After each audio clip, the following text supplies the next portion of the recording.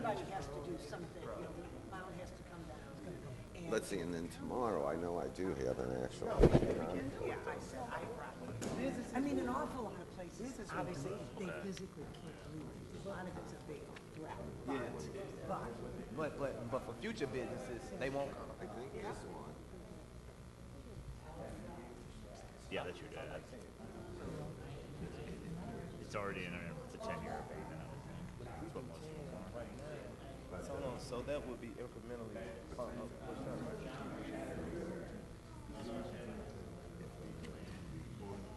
How come? The HUD's Did I come and then just remember? Yeah.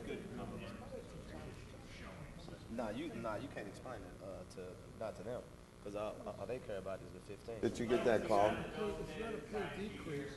It's a pay. I'm sorry, what's that? What happened to Beth, and did you call that meeting? I did. We up, called man? the meeting, and Beth went over to get a cup of coffee. Okay. Dave actually said, Dave called it. Dave, I'm getting all new suits, man. I'm talking about. I just bought a couple on from Amazon. I got Yeah. to the tailor. Well, you know, I only wear 40 shorts. Sure, yeah. Man, it's hard getting like. You know, you go to, Famous or Macy's. I mean, they got 2 suits. Yeah. Hey, good morning, man. Excuse my seat. Joe? What's up, Chad? Thank you, man. This change was recommended by the council. Two here? One tomorrow? Yeah, and one tomorrow, and then hopefully we're done with this, because I don't think I'm gonna make it. I don't think I'm gonna do it. So it's only that's the only change? Okay. No, just go.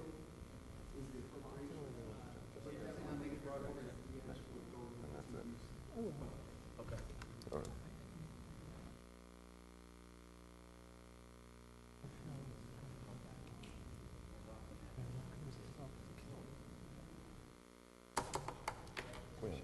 How was your weekend, First of all, man? how are you going to digest whatever they throw at you? Yeah, I know, You man. haven't seen anything, right? Yeah. What about yours? Right, but then, if you're uncertain, just put it out for next week. Here comes the coffee. Yeah. Okay. Yeah. You know what? Mine went in that same order, man. I saw him park. Sam? Yeah, he was pulling up when I was. Right, I know. I say, did he make Sam? It takes Sam a while to get out the car. Who's that? Sam, Oh, Sam, yeah. But yeah, I said, something's gonna have to give, well, I got a call from, was it Mike Frame? Yeah. He's with, Frank is with UFC. yeah. And I mean, he said, well, what would it take for you to stay on board? And I told him, I said, that medical problem that guy talked about when they're always there. So I said, that has to be there. And then I said, if the county doesn't get on board, and I said, the $15 an hour is just ridiculous for me. I mean, from New York, that's one. Hey, why you ain't call me on my cell phone, man? I joke. Oh, man. I bet. Oh, bro. He's mean. Sam, why you ain't call me on my cell phone? he's mean. Somebody talking, cameraman. I don't know, Sam. I thought that was Trying to pretty figure out, do I hear a voice? Hi, my friend. Somebody talking to me. Oh, this Carter doesn't like that. Carter. Hey, Jack. Good morning, Alderman. How are you? I'm pretty good. Good morning, Mr. Clerk. Would you please call the roll? Alderman Kennedy. Alderman Moore. Here. Alderman French. Alderman Vaccaro. Alderman Carter. Present. Alderwoman Murphy. Here. Alderman Ogilvy. Chairman Conway. Present. By President, you have a quorum. Thank you, Mr. Clerk. The first order of business will be Board Bill number 77. Alderman Coatar. Thank you, Mr. Chairman, members of the committee.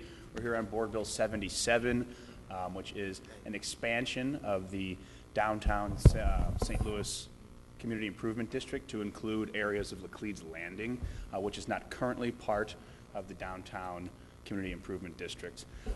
Basically, this bill, as you all are probably aware, as of late, Laclede's Landing has struggled, given all the construction that's going on, giving competitors downtown. Laclede's Landing needs some help. They want to now be part of Downtown St. Louis, Inc., take advantage of their cleaning services, their guides, their marketing efforts, And in order to do so, they want to be brought into the fold as part of the Community Improvement District. This bill enjoys wide support amongst the property owners who would be assessed a special property assessment for their land in Laclede's Landing. And I've got several people with me today, that one of which wants to speak on behalf. I recognize there's lots going on today. I don't want to take up too much time. We've got John Clark here from Laclede's Landing's Community Improvement District, Doug Woodruff from the Downtown STL Community Improvement District, Mike Sondag from Downtown STL Inc., and Melissa Viggy from Laclede Bear. So with that, I'm going to turn it over to Doug Woodruff. He wants to make a few remarks about this, and then I would respectfully request a due pass recommendation from the committee. Thank you. All right, Mr. Woodruff. Thank you. Good morning to all of you. Very briefly, we've been working with the property owners in the Laclede's Landing area for about a year to try and incorporate them into the downtown SID. The benefits are that we can provide additional clean and safe activities, including our guides, including our clean teams. We can also incorporate Laclede's Landing into our overall downtown marketing efforts. After all, Laclede's Landing really is downtown, especially with the renovations of the arch and the need to have parking that comes and goes both in the landing and into the city, and have both visitors and people who live and work here feel that it's all one area. Both the landing organizations and our own felt it was the right time to do this after trying to do it for the last 20 years. On that arch grounds renovation, I mean, the landing is a mess. I mean, are we doing anything to get either the contractors or the feds to I mean, it's impossible to get to Laclede's Landing Alderman, right now. you're exactly right. And our organization has worked hard to, and got some success with the City Arch River folks to, at least in the short term, provide access in and out of the landing back to the only place you can get to the arch right now, which is through the Walnut Street entrance at the top. So there's actually a shuttle that we helped implement that runs every 30 minutes between the landing and the old courthouse. Late this summer, we're happy to report that Lenore K. Sullivan will be reopened, which will help access there. There's also underway additional economic development for the landing, which will include some more parking facilities, which will hopefully draw people to that end. And quite frankly, in 2016, late 16, when they opened the North Riverfront, or the north end of the arch grounds, that will be a primary entrance for most everything arch related. So we're excited about that, and we think that will be great for the landing. And are these businesses, are any of the businesses, have they gone under yet? Yeah, there have been a number of businesses, and that, you know, I think we've lost several restaurants and bars.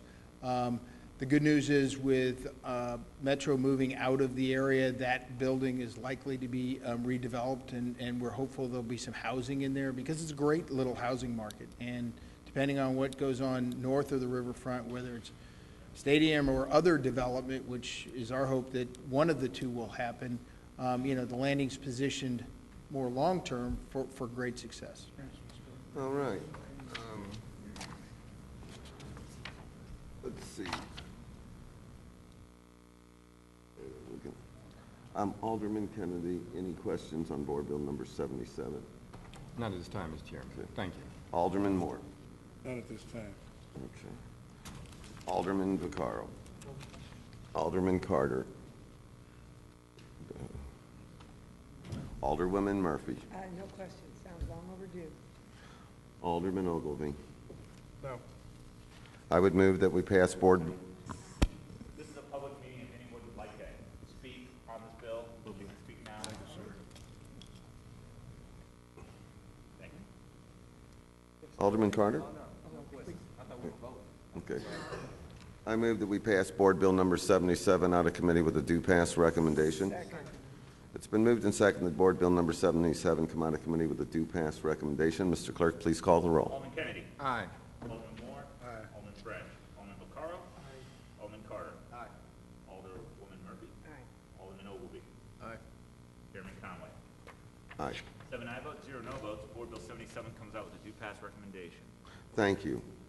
Next, we're on to Board Bill number 124. Alderman Carter.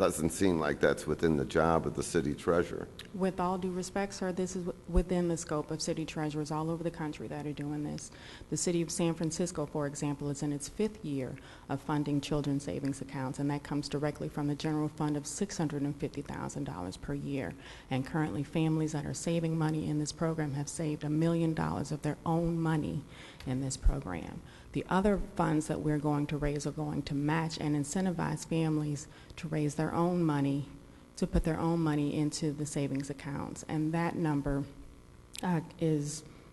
we are estimating to raise about $250,000 a year or more. We see this as a program that the entire community can put its arms around to give our children hope and give them and change their trajectory for the future so they can start to plan early, so their parents can start to plan early for post-secondary education expenses.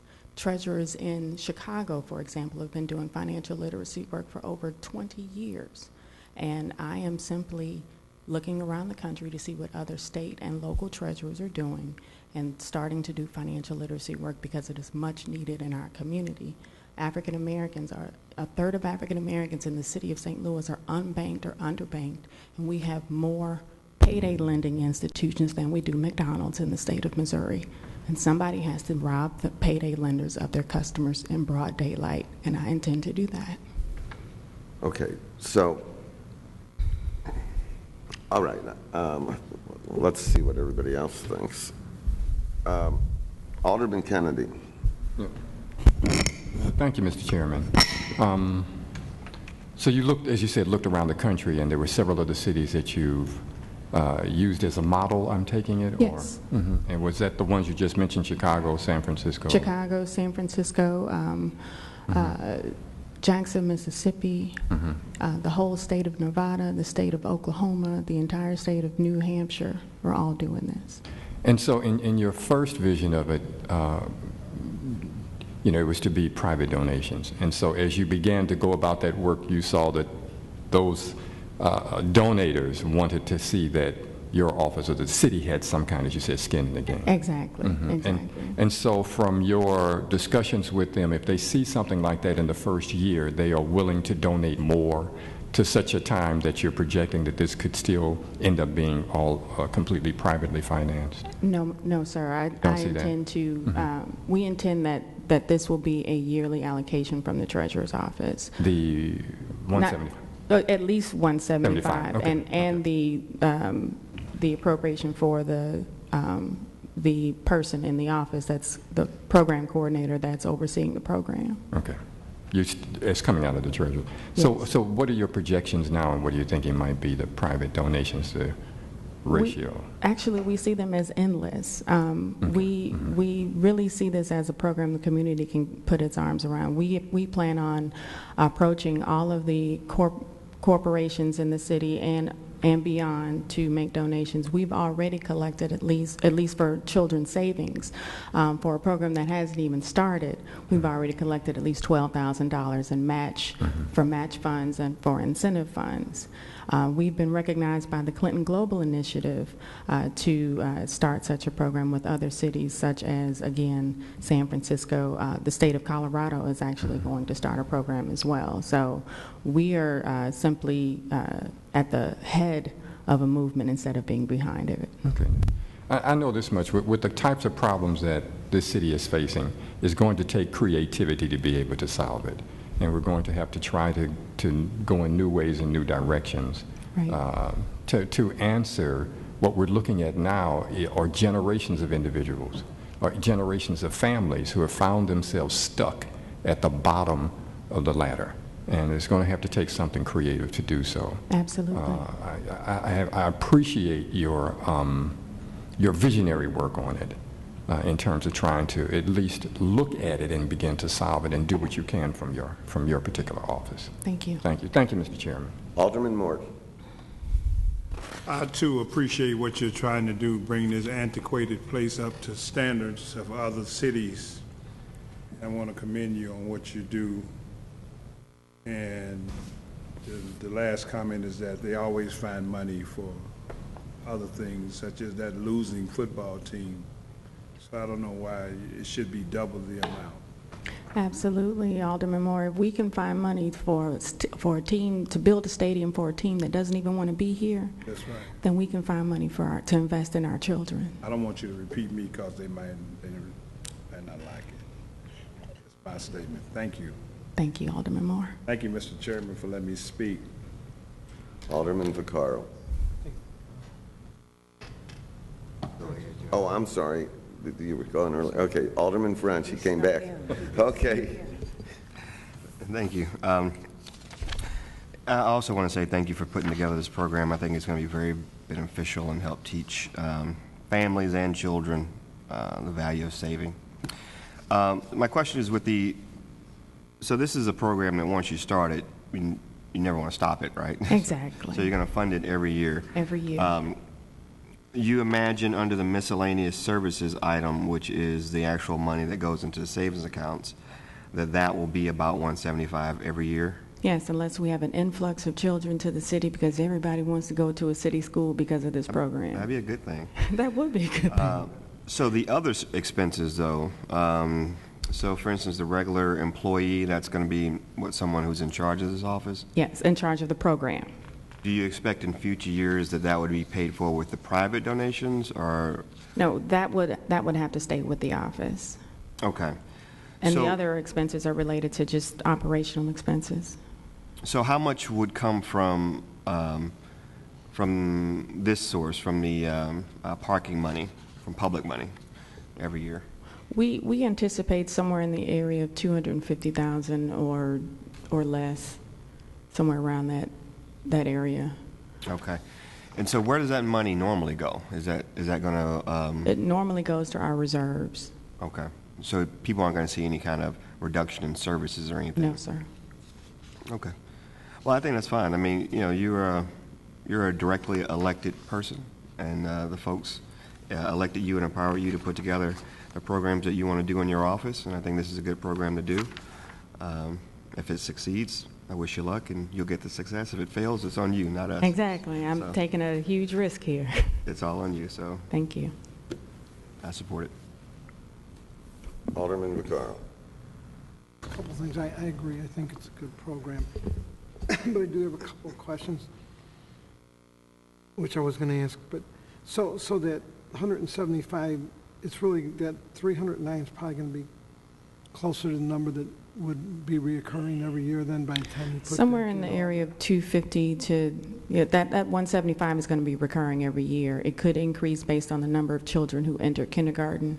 We'll get that number directly from St. Louis Public Schools and charter schools. And what stops them from, like, when you put that $50 in that savings account, what would stop them? Maybe, because I guess the parents would Right. be the... No. The treasurer is the custodian, and the child is the beneficiary. They can't touch the money until they're 18, until they graduate from high school. If we can't find the child when they graduate from high school, the money that we put in goes back into, it comes back to our office, and the money that they put in goes to the state unclaimed property database.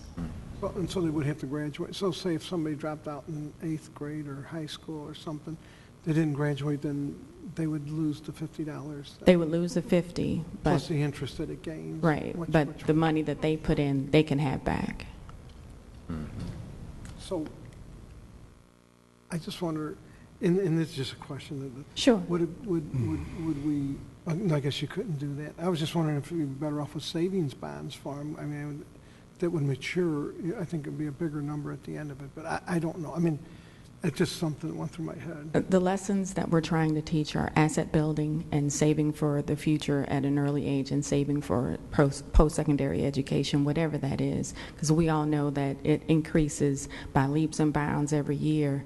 And also, studies have shown, done directly here at Washington University, that a child who has a savings account for college is 3 times more likely to go to college and 4 times more likely to complete it. Okay, I'm for it. I just, Thank you. there was a couple of questions. Okay, God bless. Thank you. Thank you. Alderman Carter. Oh, he's dispatched. Oh, okay, I'm sorry. Going down the list, Alderwoman Murphy. Yes. My question, because this will obviously be an interest-bearing account. We're trying to make it interest-bearing. It's being held at First Financial Federal Credit Union. We're still in negotiations on whether or not the accounts can gain interest, but with the incentives that we're planning, they would actually earn more through the incentives than they would interest. The interest that you're getting on savings accounts right now is like Very low. very low, 10 That would be basis a neat points. thing for the kids to learn, that, Right.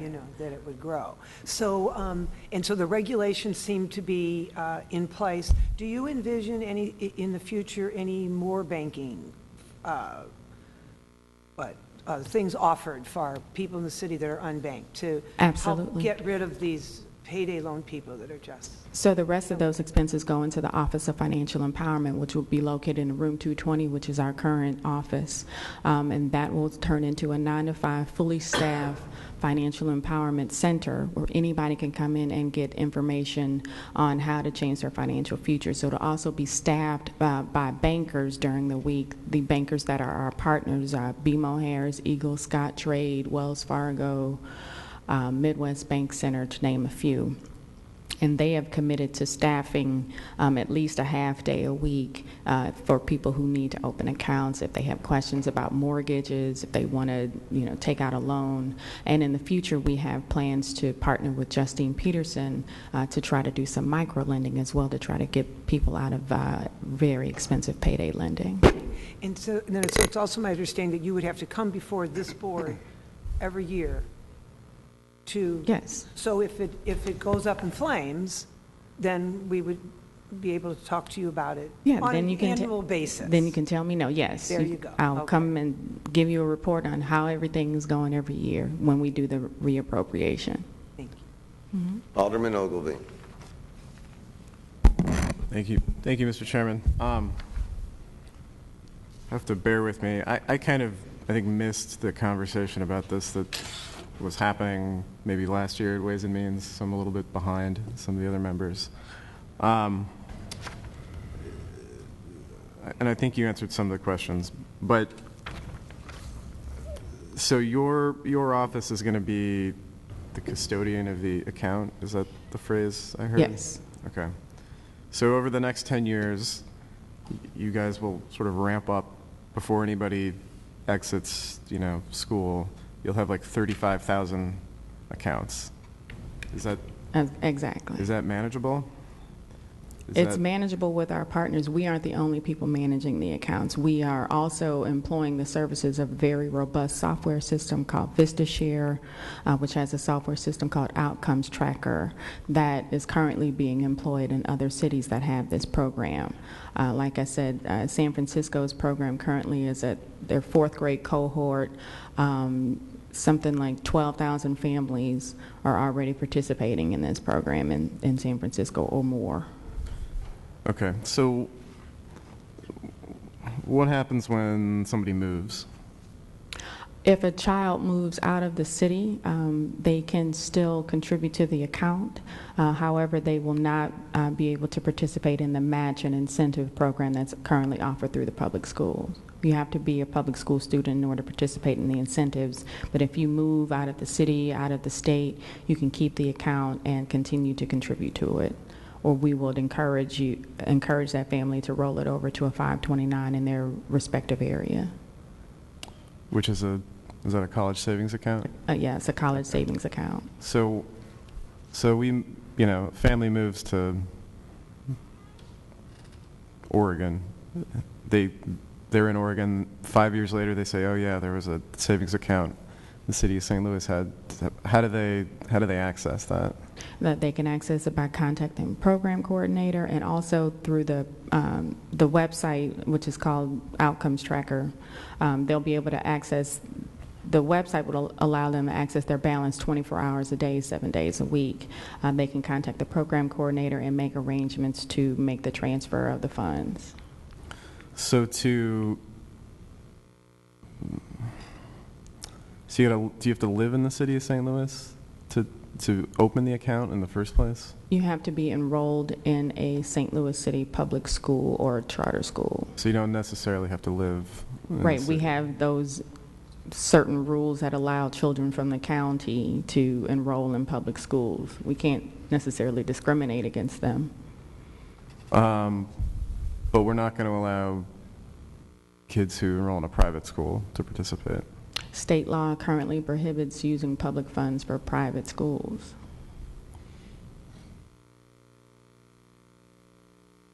So clarify that point, because I mean the savings account is in the name of the child, right? It's not specifically being used for their primary education.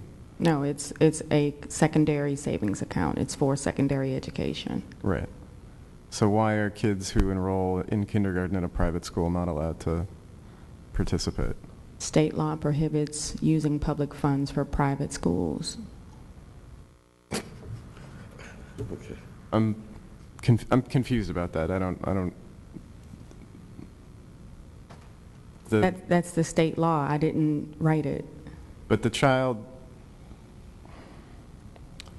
the money is not going to a school. The money is just in the name of the child in an account waiting for them to graduate high school, at which point they can spend the money on secondary education, or that's it? Yes, or vocational school. Okay. So I'm just trying to figure out, how do I explain to somebody whose child enrolls in a private school, who lives in the city of St. Louis, whose child enrolls in a private school, you don't get the savings account, but the kid in St. Louis County who's going to a magnet school does get the savings account? That's the unfortunate part of the program that we cannot change. I don't but maybe I'm not stating this correctly. But You're asking why can't kids in private schools benefit?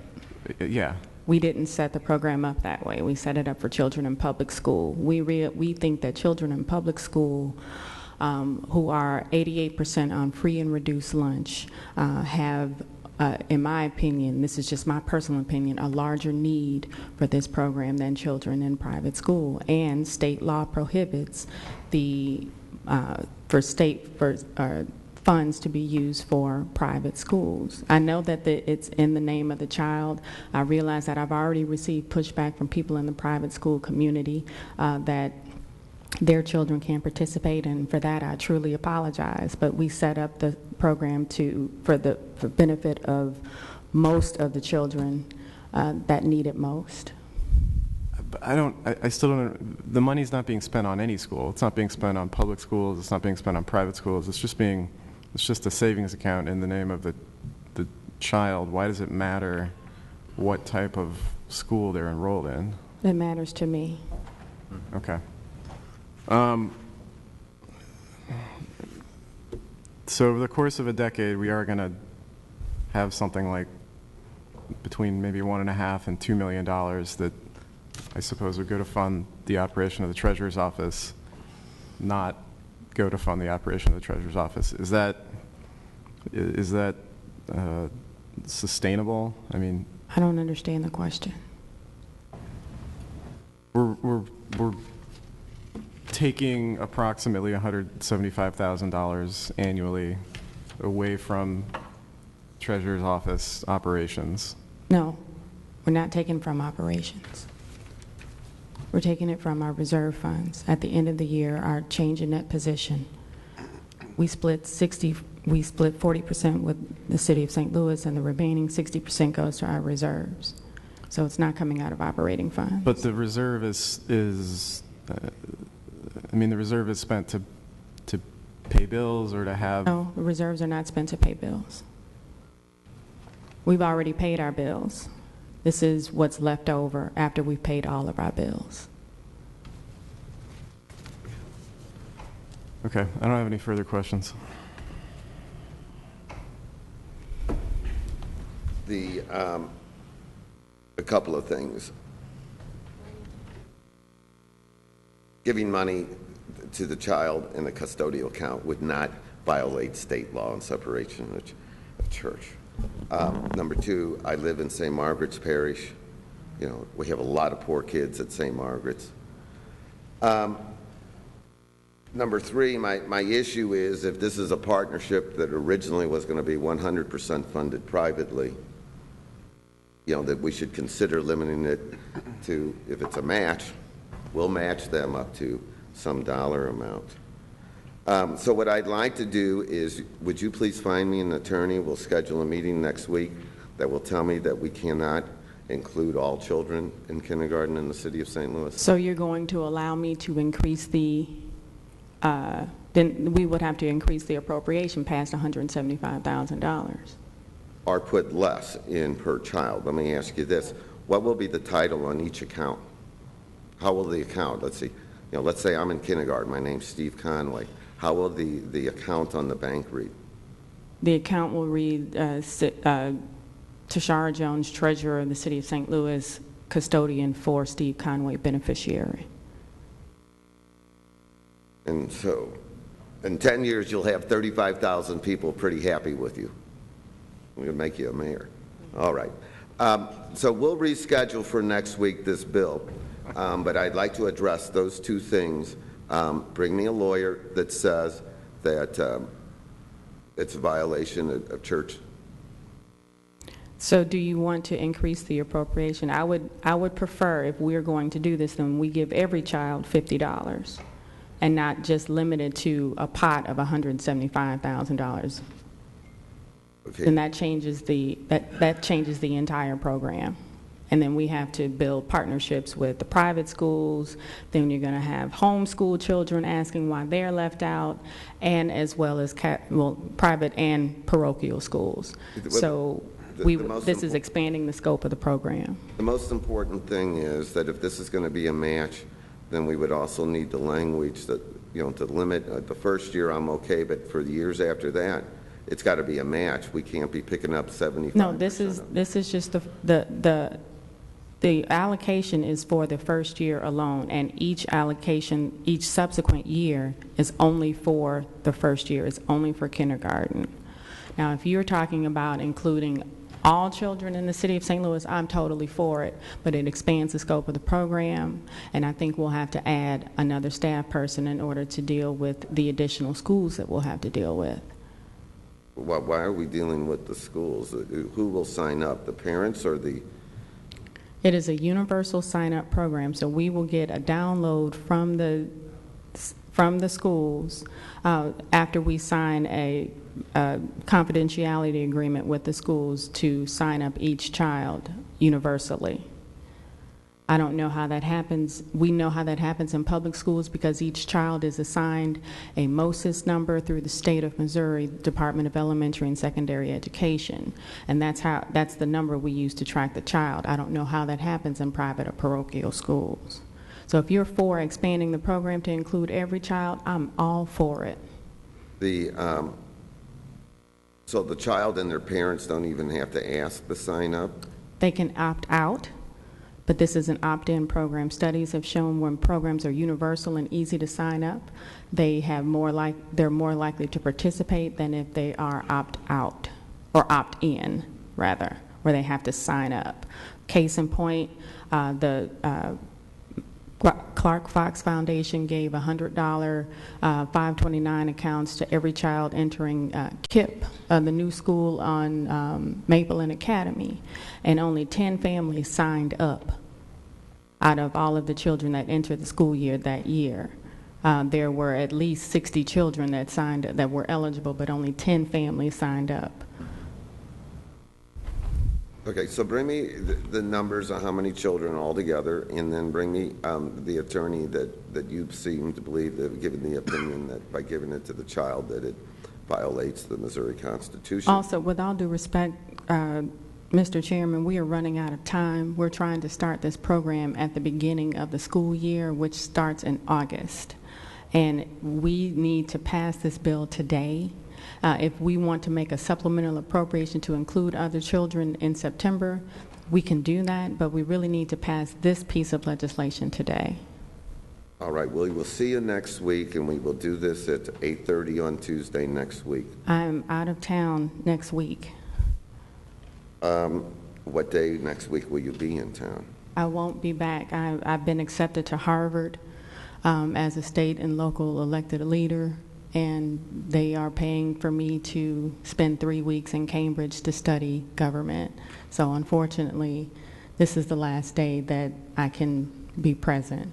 And I am pleading with you that we pass this piece of legislation and at least get moving, because if we lose time for the city of St. Louis, for the children in the city of St. Louis. This program has already been awarded and lauded across the country, and I would hate that we would delay it because we don't think that it's within the treasurer's purview.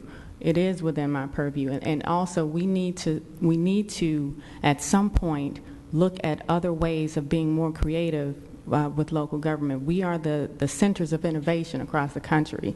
The president looks at local government and local mayors and local elected officials more often as the ones who are carrying out his agenda to make sure that we are making all of the boats in the tide rise. And I would plead with you that we pass this today so we can at least get started.